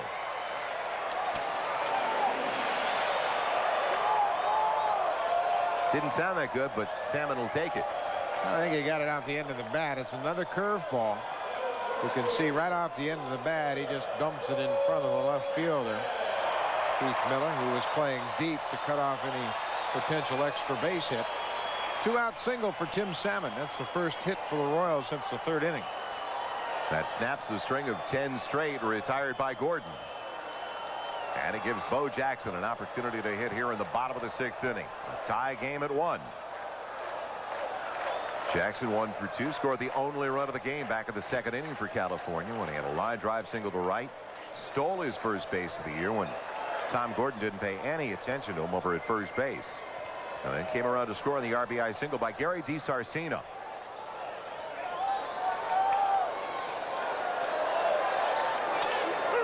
Outside edge, off speed delivery is over for strike one. Jackson struck out his last at bat when it appeared that Gordon made a real effort to keep it over the inside portion of the plate, keep it in on his hands, so Jackson couldn't extend. Gets it inside, and Gary Gaetti on a nasty hop makes a Gold Glove play over at third base. A little smile from the face of his second baseman at the same time. Dandy play by Gaetti, and after 6, it's still tied at 1. His base hit to right. Now from those numbers, Buck, Chuck Finley should be the fresher of the two pitchers. Really used his pitches very effectively. Just 60 pitches through the first 6 innings. Tom Gordon, on the other hand, nearing the century mark, but he's struck out 9 Angel batters tonight. 1-1. Top of the 7th.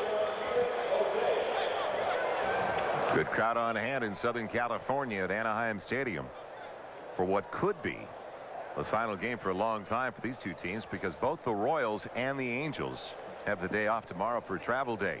Kansas City heading home for what should be the start of a 3-game set as Felix Jose sends the first delivery to right fielder Tim Salmon for out number 1. Well, California is also on the road. They are actually going to Detroit. Well, Bob Hamlin coming up, and we spoke with him earlier. Is he disappointed with the possibility of a work stoppage while he's making a run at Rookie of the Year honors? Well, it's kind of, the catch-22, because, with the labor situation and everything, we need to get a deal also, and that's kind of the foundation of us, as a union. So we need to get that. But for me personally, of course, I'd like to play, and But, you know, everyone wants to play, but we know we got to have an agreement in place and that kind of stuff. So, you know, the main thing is when we got a game, we're going to play hard and do the best we can. So hopefully it'll be short if there's any, and, you know, we can get back to playing. With a 1-0 count, Hamlin getting under the off-speed delivery over the outside portion of the plate. That's the second out of the inning. As it's taken in by Chad Curtis. What Hamlin is getting a steady diet of now is an opportunity to face left-handers. Yeah, since the All-Star break, Hal McRae has made the decision he's going to put Bob Hamlin in there against all pitchers. And he's responded with 24 home runs. He's done a real good job providing some pop for Hal McRae into a lineup that's really not that powerful. He does not have a home run, though, Buck, against a lefty so far this year. Gary Gaetti taking the first one for strike one. Very strong start to the 7th inning for Chuck Finley. Got Felix Jose on 1 pitch. Took only 2 pitches to retire the DH Bob Hamlin.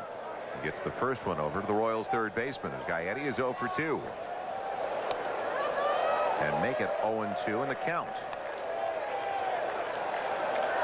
Well, as we mentioned earlier, the last start for Chuck Finley in early June against Kansas City, he threw 143 pitches. It was a 1-0 shutout win for Finley, and it was his 7th consecutive win over the Kansas City Royals. Just tapped foul. What was the old line? Finley sent the bus to pick up the opposing team. 7 straight. He's won against Kansas City. He should be trailing right now. The Royals had an opportunity to cash in a couple of runs. They had the bases loaded when Felix Jose drove a ball in the alley in right center. But they got just 1 run home as Wally Joyner came around third, stopped. And when he did that, Mike McFarland was hung up in no man's land out about shortstop. Ball and 2 strikes.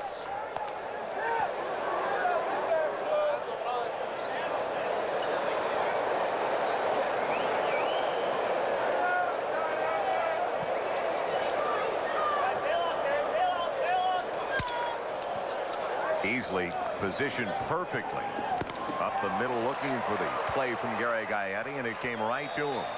So another 1-2-3 inning for Chuck Finley. 7th inning stretch time of the Big A with Snow, Myers, and DiSarcina coming up. Deficit, and that's what we've got here at the Big A, a very tight one. Tied at 1 as we're in the bottom of the 7th inning. Don't forget Sunday on ESPN, the Formula One Grand Prix of Hungary from Budapest comes your way. Michael Schumacher, has he ever been hot this year? He has taken 6 of 9 races so far. Our race coverage will start at 7:50 in the morning Eastern time. So set your VCR on the West Coast for, just 10 of 5. Matter of fact, get up with those bagels. Get the toaster ready. 10 of 5, no big deal out here on the West Coast. JT Snow is going to lead it off for California. Bottom third of the batting order. JT, then Greg Myers, and Gary DiSarcina coming up. Even at 1 in the rubber game of this 3-game set. Flash Gordon, 9 strikeouts for the first 6. And it is wide of the breaking ball for ball 1.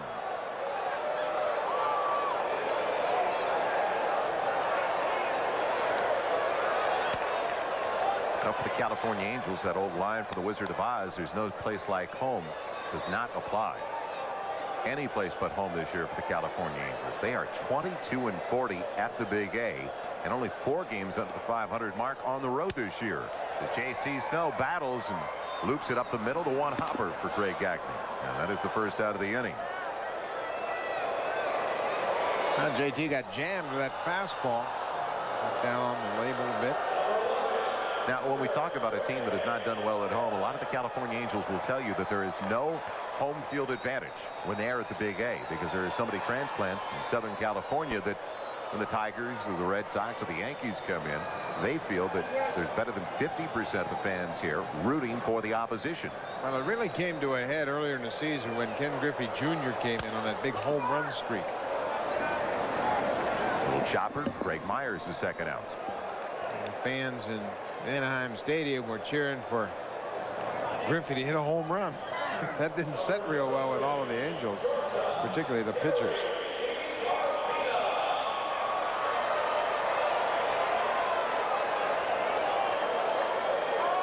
The Cubbies are everywhere.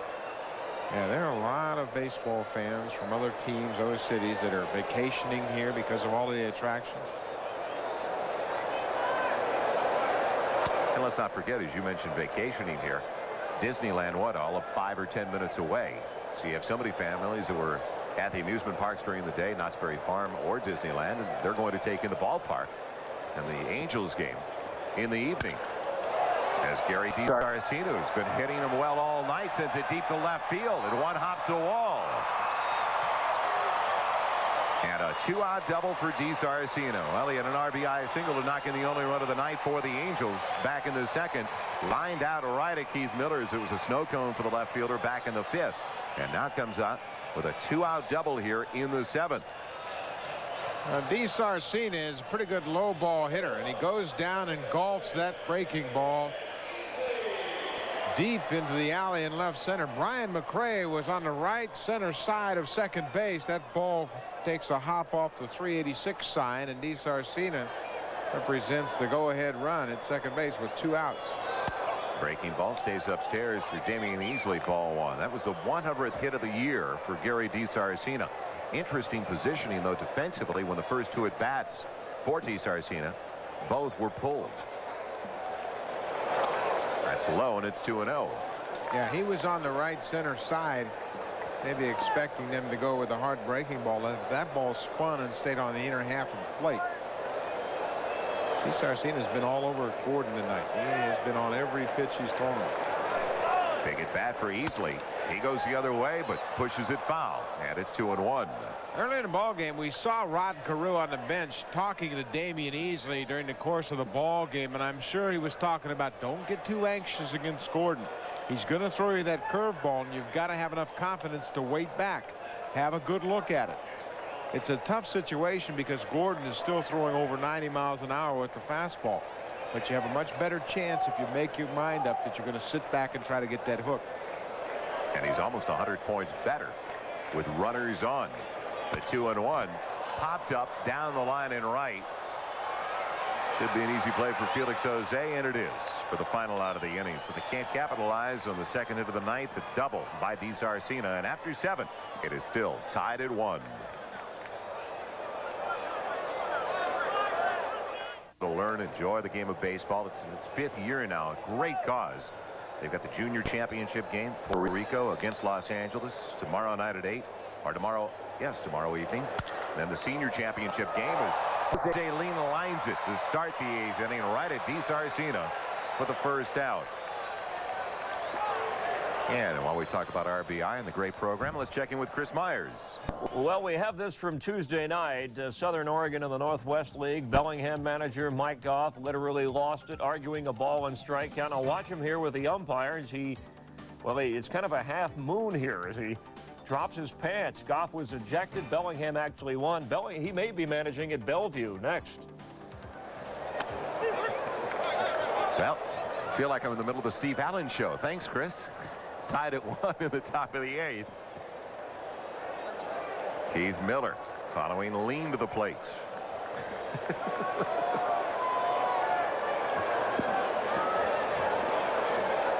And that wasn't Max Patkin. It's a breaking ball. Finley thought he had it. It's even at a ball and a strike.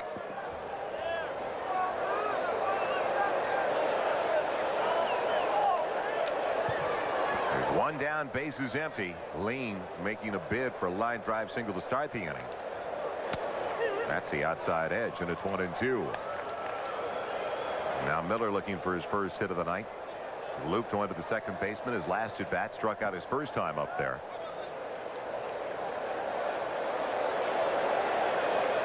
It's over after 6. The Rockies beat the Braves 1-0.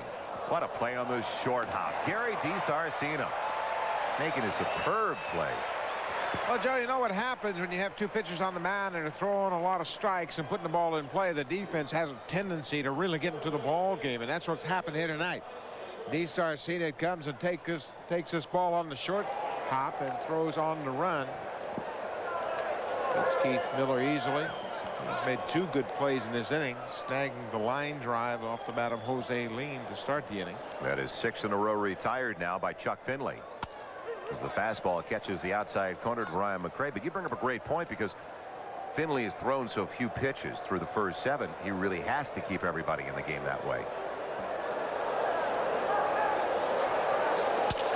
bouncer, and Finley makes the fine play. Another 1-2-3 inning. That's 7 in a row. Set down now by the California left-hander. We go to the bottom of the 8th inning to the Big A. Outstanding pitching matchup and great plays defensively supporting Chuck Finley, pulling it off himself that time. Welcome back once again to the Big A. It's the bottom of the 8th, and it's all even at 1. A rubber game of the 3-game set between Kansas City and California. Joel Myers, Buck Martinez leading things off for California. Their third baseman, Spike Owen. And what a pitcher's duel it has been. Flash Gordon matching his season high with 9 strikeouts. He has now retired 14 of the last 16 Angels he has faced.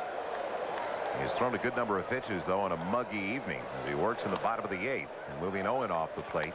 103 pitches to be exact, and that is ball 1. Owen 0 for 2 with a walk, and it started out to be a rocky night for Flash Gordon. He walked 3 over the first 2 innings. 2-0. Well, we mentioned it, when Flash Gordon keeps his walk total down, he's going to keep his ball club in the game. And you see 3 walks through 7 innings just for 5 hits and 1 run.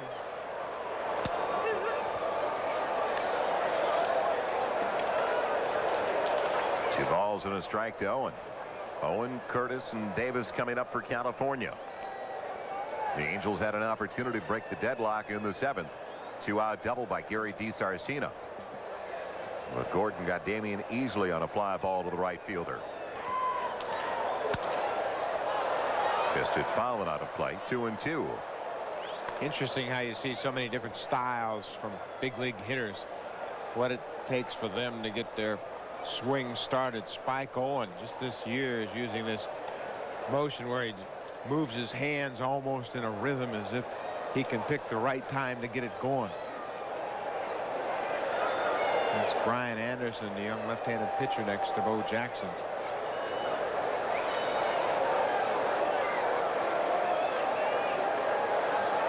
The 2-2 for the second baseman, Chico Lean, as Owen hustles down the line. He's retired for the first out of the 8th. Well, the long ball decided it last night, and the California Angels have given up a ton of those.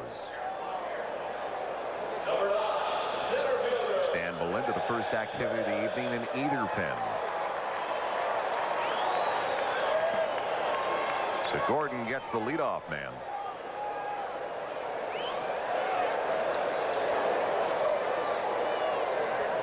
He has done that in each of the last 6 innings as it's fouled off the right side. Chad Curtis laid on the high one for strike 1.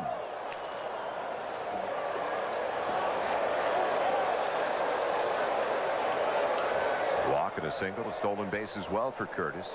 Team leading 25th stolen base. And was back in the 2nd or make it the 3rd inning, but he was stranded.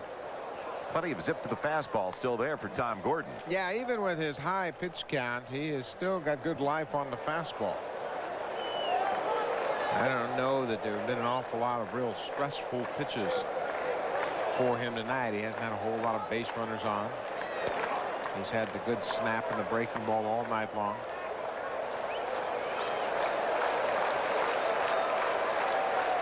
Two balls and a strike. As we mentioned, 3 walks over the first 2. He has settled down ever since. He's working on a 5-hitter.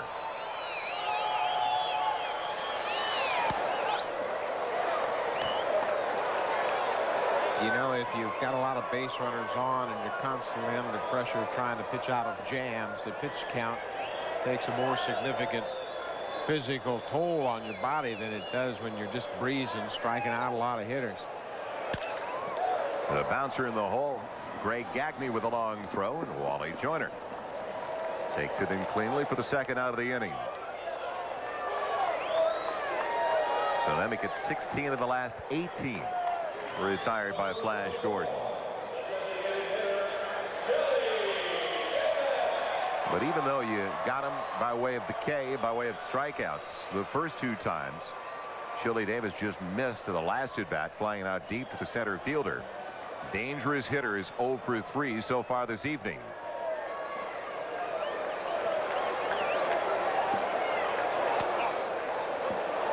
Curveball outside for ball one. Davis is one of two Angels that have hit a home run against Tom Gordon. You see his rank all-time switch hitters. Fourth, Mantle Murray and Reggie Smith. Do you give in? Come in with the fastball? Well, you can throw him the fastball, but it's got to be upstairs. You don't want to flirt down around the knees with Chili Davis. You can definitely throw him the fastball. The average has dropped since the break for Chili. Only 225 since the All-Star break, so it's down to 311 now. There's the upstairs with the velocity, 3-0. And Chili Davis will get the green light in a situation like this because Marcel Latchman knows he's a patient hitter, a selective hitter. He'll wait on a good one, but he's got the go-ahead. The green light. It's wide anyway. So a 2-out walk, and the first walk given up by Tom Gordon since the second inning. We had to put that up. We had not given up a walk since the second. That is the fourth overall. Now the always dangerous Tim Salmon, who had a line drive single to left. His last at bat, he is 1 for 3.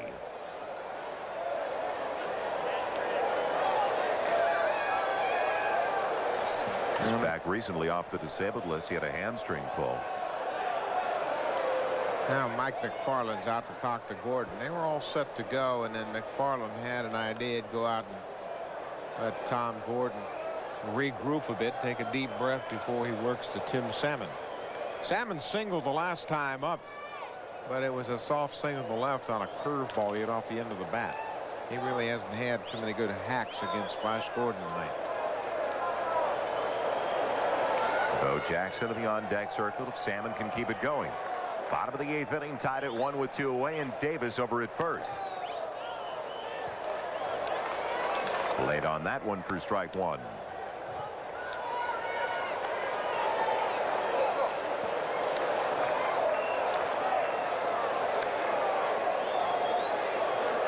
Rookie of the year last year, similar numbers being posted once again by Tim Salmon, despite the fact that he missed just about 3 weeks with a hamstring problem. And only the third player in California Angel history to collect 20 or more home runs in both his rookie and sophomore seasons. Joining Lee Thomas, who did it back in 61 and 62. First 2 years of this franchise's history. And Wally Joyner, his first 2 years, 86 and 87 with the Angels. This foul. 0-2. Salmon still behind that fastball. You see Joyner and Chili Davis. You know, Joyner had signed a contract. He had agreed at least to a contract that would have kept him here in California, but they couldn't get the details of the contract worked out. And that's what led him to Kansas City, but he thought he was going to stay right here.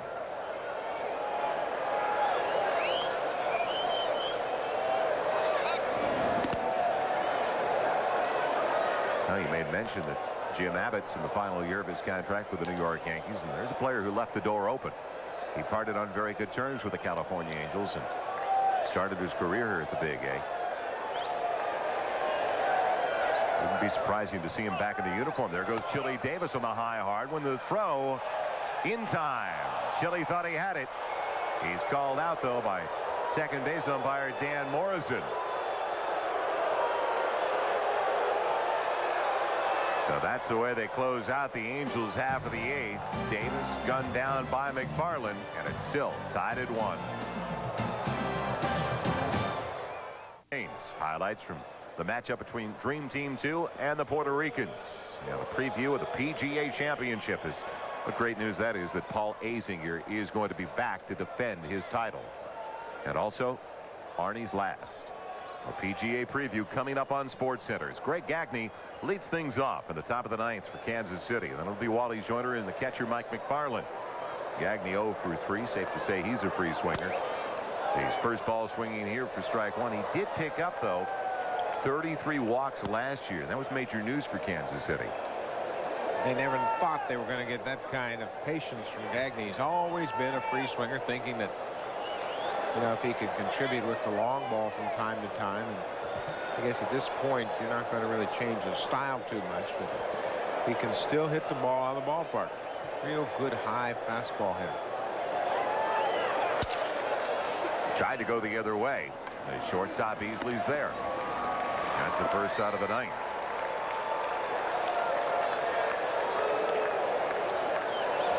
Well, Chuck Finley shut out the Royals the last time he faced them back in June, needing 143 pitches. He's retired 14 of the last 15, 8 in a row now. Only 80 pitches, though, so far. That is the big difference between the matchup in June and over the first 8 this evening. Wally Joyner, good numbers in his matchups with Chuck Finley. He has 2 hits in his last 2 at-bats, 2 for 3 on the evening. And there is activity for the very first time this evening in the Angel pen. First 2 missing. Bob Patterson and Russ Springer. Patterson the lefty, Springer the right-hander. And the California Angels very impressed recently with the work of Russ Springer. More as a setup man than a closer. Another one that's out of the strike zone. That's 3 straight for Wally Joyner.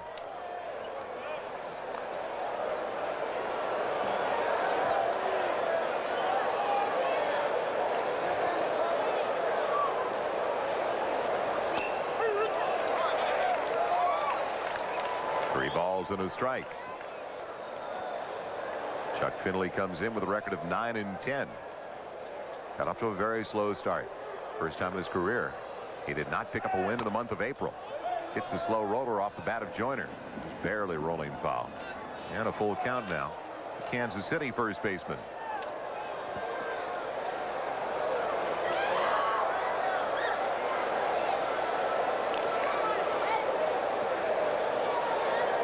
Nobody's been able to break through. Remember, we've talked about this a couple times now. The Royals had a chance to cash in 2 runs against Chuck Finley back in the 4th inning. But a base running mistake took them out of that opportunity. They got 1, and that's where we're at. 1-1. 3rd hit for Joyner. All 3 line drives. 2 straight up the middle. And that one to right field. Well, Wally Joyner's got that sweet stroke. He has played a tune on Chuck Finley. Now he's got 8 hits in 16 at-bats. Inside pitch, he just clears that front side out. Look how fluid he is with that follow-through.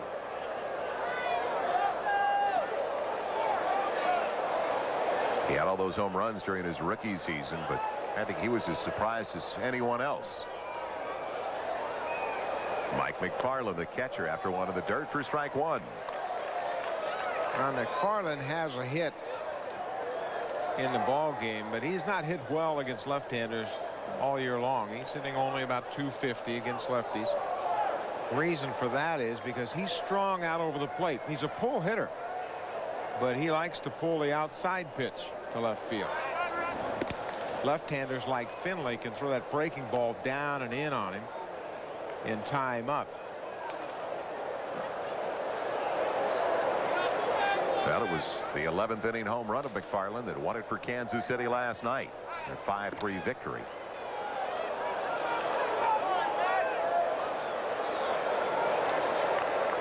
Joyner not much of a straight steal threat.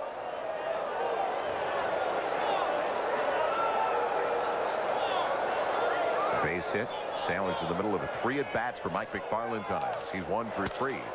Pulls that one for the 3rd baseman. Can they turn 2? Easily across to J.T. Snow. They take care of Kansas City in the 9th. So the double play ball off the bat of McFarland. Salmon, Jackson, and Snow coming up in the bottom of the 9th for California. Bottom of the 9th inning in Anaheim. Royals and Angels tied at 1-1. Chuck Finley on the mound for the Angels gets the ground ball to the 3rd baseman Spike Owen, who's over to second to Damian Easley. They complete the double play and get out of the inning 1-2-3. Good defensive play all night long behind Chuck Finley. Frustration for Mike McFarland. Remember, the Royals had an opportunity to be playing in the bottom of the 9th inning with a 2-1 lead. That is the difference in the game right now. A base running mistake because the pitchers have been almost perfect tonight. Chuck Finley giving up only a run on 8 hits to Kansas City.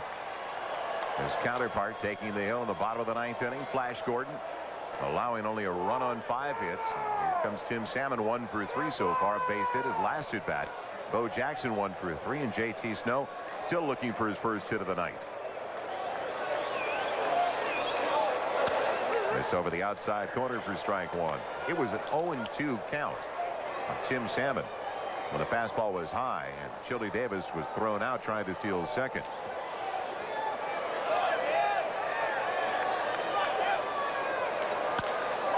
Pulled for Gagne. He waits for it. Salmon with an opportunity, and he's in there, in with a leadoff single.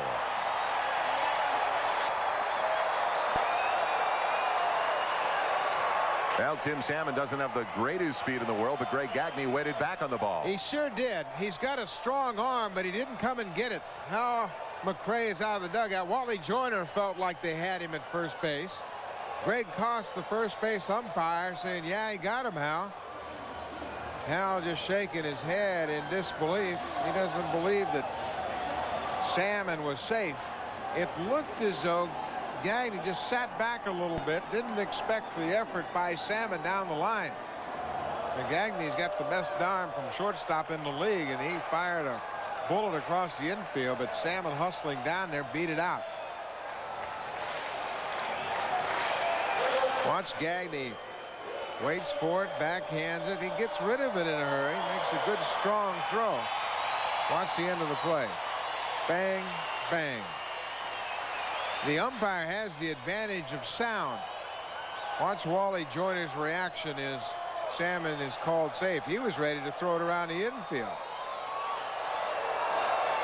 And let's not forget that Wally Joyner was the key figure in the base running mistake by the Royals in the 4th inning when it looked like they were going to take a 2-1 lead. This is an interesting confrontation with Bo Jackson facing Tom Gordon with the game on the line. Bo Jackson was basically one of Tom Gordon's mentors in Kansas City when they were both teammates. Bo stole a base tonight against Gordon.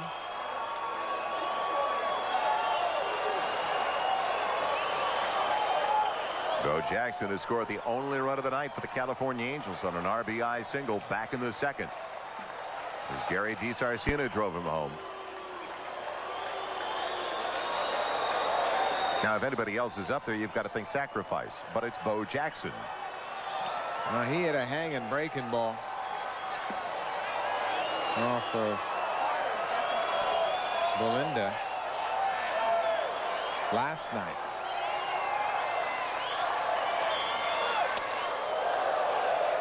The first 2 out of the strike zone. Bo, believe it or not, is only grounded into 2 double plays all year long. And you would think with the hip situation, it would be a higher total. That has not been the case, though. Here comes the 2-0. Into the hole it goes, and into left field for a base hit. The first 2 reach safely for California in the bottom of the 9th.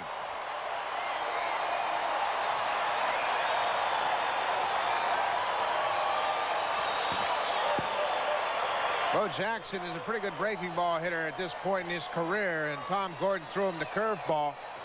And Bo Jackson has 2 hits tonight against his former teammate. It's a curveball that's down, but because it wasn't quite as hard as a fastball, of course, he pulls it through the left side of the infield. He's become a very good breaking ball hitter. 2nd hit of the night for Bo, and the 7th overall for California. And the 2 veterans coming in from the corners, Wally Joyner and Gary Gaetti, to talk to the young right-hander.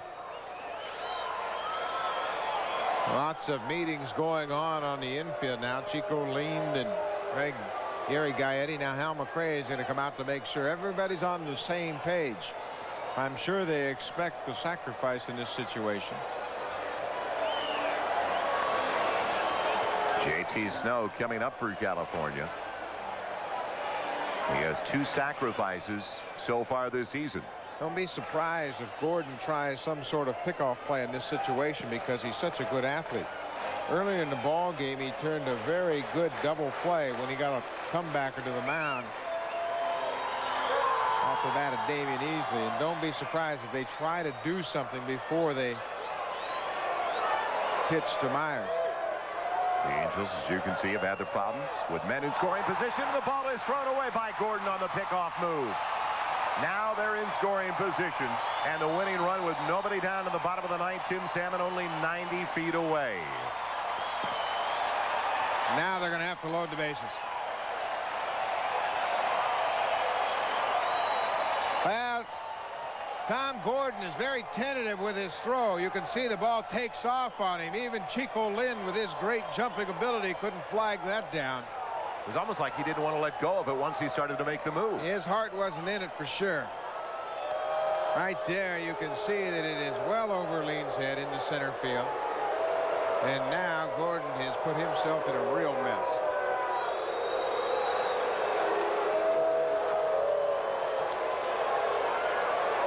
Now, a couple of plays that we'll look back upon by Flash Gordon.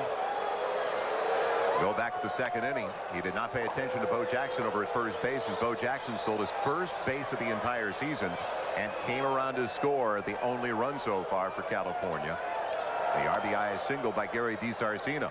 And now the throwing miscue by Flash Gordon. Well, now J.T. Snow gets the free pass. Hal McRae is called to the bullpen. He's got Billy Brewer down there ready to go, and Flash Gordon shaking his head in frustration after such a fine outing. He has led to his own undoing here in the ninth inning. So pitching change for Kansas City. We'll be right back. Bottom of the ninth inning in California. Tim Salmon, the winning run with nobody down at third. It was not caught, and then the play at third. Greg Myers tags both Joyner and McFarland. McFarland's called out because Joyner had possession, but the Royals should have scored 2 runs on that play. So that's why it's still tied at 1. Flash Gordon should have been going into the bottom of the ninth inning with a 2-1 lead as Billy Brewer, the left-hander, takes over out of the pen. And Rex Hudler, the pinch hitter, looks at ball 1. Hudler 0 for 9 as a pinch hitter this year for California. Brewer in his 50th game. 24 strikeouts in 38+ innings, and there's the winning run. With nobody away, Tim Salmon down at third. The infield in for the play at the plate. 2-0. Rex Hudler has had a good season as a part-time player for the California Angels. All he needs to do right now is lift the ball to the outfield. Look how shallow the outfield defense is. That's as deep as they can get.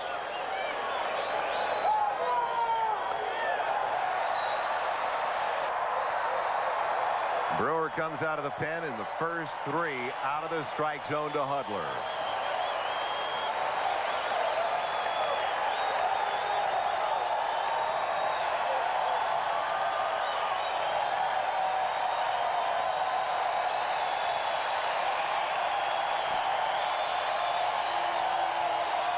A 3-0 count to the pinch hitter.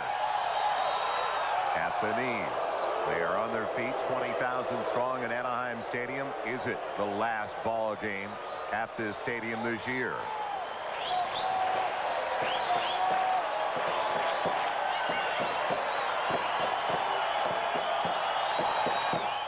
Fouled off McFarland. 3-2. Well, Mike McFarland's had a tough night all around tonight. He's handled Tom Gordon very effectively. Now he gets that foul ball right off the chest protector. Boy, that was a borderline pitch. 3-1 low fastball. Just at the lower limits of the strike zone as Tom Gordon sits on the dugout. He is the pitcher of record. Chuck Finley, anxious for the opportunity to extend his winning streak over the Royals to 8 games. The payoff pitch, and he gets him. So Brewer, after falling behind 3-0, strikes out the pinch hitter Rex Hudler. Man, oh man, 3-0, fell behind Hudler, and then comes back with this good fastball inside. What a big strikeout. DiSarcina is coming up, and the right-hander is coming out of the pen as we will be right back to California. Right-hander Rusty Meacham inherits a bases-loaded one-out situation in the bottom of the ninth inning. Joel Myers along with Buck Martinez. The Royals and the Angels even at 1. Flash Gordon wondering whether he's going to suffer a loss or whether it was going to go into overtime. Chuck Finley looking for his 10th win of the year. Also, it would be his 8th consecutive win over Kansas City. Pretty helpless feeling for Flash Gordon standing down in the end of the dugout. There's only one run out there that counts. 36th appearance of the season for Rusty Meacham with a 3.73 earned run average. His last outing, he gave up 3 runs in 3 innings Sunday against Seattle. Also a pair of home runs. Tino Martinez and Jay Buhner. There's the winning run for California. Tim Salmon. The first pitch wide as they were looking for a possible bunt squeeze. And you had alluded to that while we were away because Rex Hudler is such a good bunter that the possibility could have been there the previous at bat. It's really tough to squeeze with the bases loaded because you have the force out at the plate. Unless you go suicide. You still have the opportunity for the base runner to be forced. Rusty Meacham, 4 wild pitches this year. He's got that good running fastball and a sinking fastball and sweeping slider. He has only walked 12 in 50-plus innings. As it's driven up the middle, and it's an RBI game-winning single for Gary DiSarcino. He knocked in both runs tonight for the California Angels as Finley wins his 10th. And Flash Gordon fails in his attempt to win number 12. Well, that's a big win to build something around because DiSarcino was good all night. Flash Gordon was good all night, too. He gave him a real strong effort, but it was DiSarcino who won out. Salmon got it started with an infield hit. Then Bo Jackson singled to left field. And then with the bases loaded and 1 out, it was Gary DiSarcino's single to center that was the difference in the ballgame. So the California Angels, thanks to the RBI single in the 9th by DiSarcino, take the rubber game of the 3-game setup of the Kansas City Royals. That final score once again, the Angels 2 and the Royals 1. So Brewer got his man, but Meacham couldn't do the same against the right-handed hitter DiSarcino. So the Angels played the role of the spoiler against Kansas City after the Royals had taken 14 straight and came in such a hot squad. They are cooled off here in Southern California as the Angels take 2 out of 3. Well, coming up this Sunday on ESPN, we'll either be in New York as Paul O'Neill and the Yankees play host to Paul Molitor and the Blue Jays at 8 o'clock Eastern, or it's going to be a minor league game on Sunday night. The Birmingham Barons and Michael Jordan facing the Memphis Chicks in Memphis. For Buck Martinez, I'm Joel Myers. So long, everybody.